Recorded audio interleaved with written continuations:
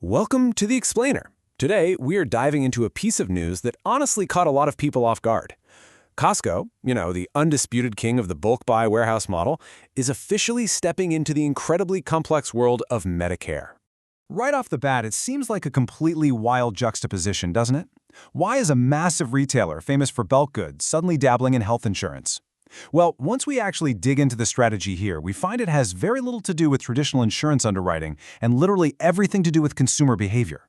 I mean, let's be real. You don't usually associate buying a $4.99 rotisserie chicken or a 30-pack of paper towels with the absolute headache of navigating insurance deductibles and provider networks. And honestly, Costco isn't just slapping insurance policies on a shelf next to the flat-screen TVs. They are meticulously working to connect healthcare directly with their existing ecosystem. So to be absolutely clear, Costco is not suddenly becoming an underwriter overnight. Actually, they're partnering up with SCAN Health Plan. That's an established nonprofit insurer that focuses heavily on Medicare Advantage. Basically, SCAN brings all that heavy, complicated insurance infrastructure to the table, while Costco brings its unparalleled retail distribution and, most importantly, its massive brand trust to test out a jointly branded Medicare product. To really grasp the scale of this experiment, we have to look at the numbers. The initial target market represents roughly 5 million Medicare enrollees. Now hold on, it is absolutely crucial to understand that this does not mean Costco is suddenly getting 5 million brand new insurance customers. It just means the initial geographic markets they are targeting contain approximately that many people currently enrolled in Medicare, pending all the regulatory approvals, of course. So it's a very deliberate, highly targeted test. And Costco's true motive here is fascinating.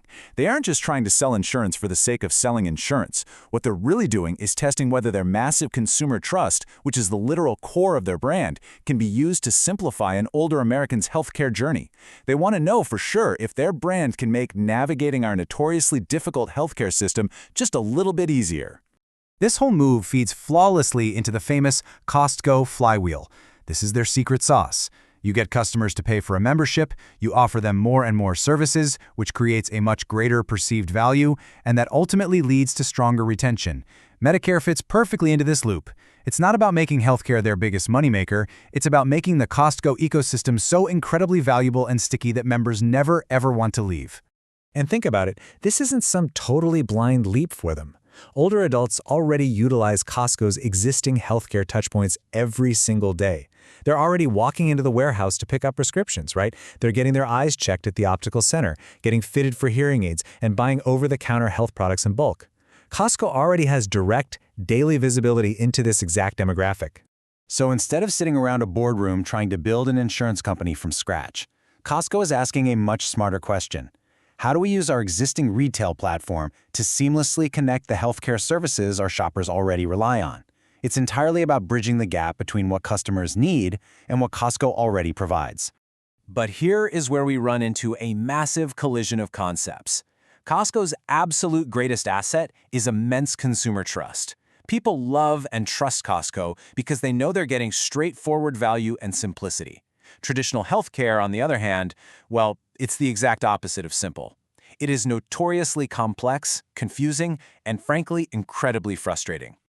Navigating a giant warehouse to find a massive tub of pretzels is a really fun, rewarding, simple experience. Arguing over in-network versus out-of-network copays, dealing with hidden out-of-pocket costs, and tracking monthly premiums, that is a complete nightmare. Costco is literally taking its pristine reputation for simplicity and plunging it straight into an industry that is famous for being incredibly convoluted.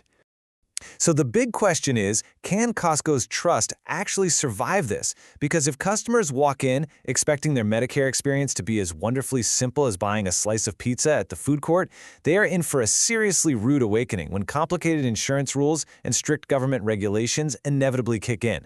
That is a major, major risk to their brand. Now here is perhaps the absolute wildest detail of this entire rollout. Because of strict government regulations and the highly unique nature of Medicare rules, you actually do not need a standard Costco card to purchase these specific plans. They will not be locked behind that traditional membership fee. And what that means is Costco can strategically use its massive retail footprint and its beloved brand strictly as a distribution and engagement channel. They are fundamentally changing how seniors access healthcare options. Instead of randomly searching for an agent or digging through some confusing website, the customer just relies on their existing retail trust, utilizes the pharmacy, and gets seamlessly connected to Costco's insurance partner. It's taking retail trust and turning it into a brilliant acquisition funnel. When evaluating this whole strategy from a business perspective, the two sides are incredibly stark. On one hand, the bull case envisions total, incredibly lucrative ecosystem lock-in. A member gets their groceries, gas, travel, and healthcare all in one single place, making that membership utterly irreplaceable. But on the flip side, the bear case highlights the severe, very grounded risk of insurance complexities and strict government regulations, heavily damaging Costco's hard-earned reputation for simplicity, not to mention total unknowns regarding the actual profit margins. Because of those very real risks, it's vital to remember how carefully Costco is actually treading here. The specific financial terms between SCAN and Costco remain undisclosed, and this is a deliberately limited pilot program, meaning we should definitely not expect this to immediately show up as a massive new profit engine in their very next earnings report. They're treating this as an experiment to learn from, plain and simple. If you're watching the business impact of this over time, there are 5 crucial metrics you really need to track.